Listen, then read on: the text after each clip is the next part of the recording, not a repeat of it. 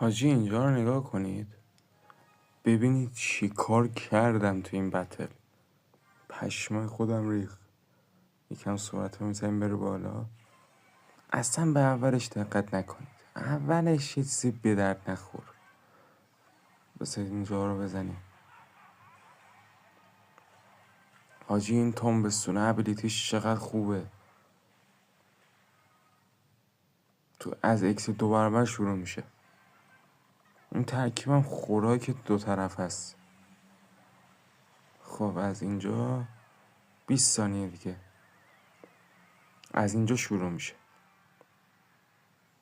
اینجا رو نگاه دقت کنید، تانبستون رو میندازم سمت راست، پکا از سمت چپ،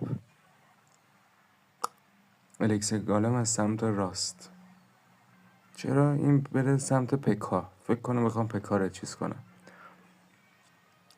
اینجا هرا رو میزنم که فایرکرکرش یعنی برای پکام دوباره اکسیر خرج کنه. اون کارش کردم. اوکی میبینید اصلا اینجا هم یه دونه ریج میزنم که داستان نشه برای پکا.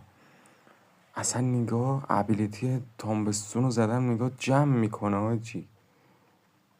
پشمام نگاه از سطح ویچ تره. همینجا داره اسکلت میاره، از ویچ سریعتر بی اسکلت میاره دیگه. ببین تو 8 ثانیه چطوری جمع کرد. پشمام. خب امیدوارم که از این ویدیو لذت برده باشید. تا ویدیو بعدی دیگه چاکس.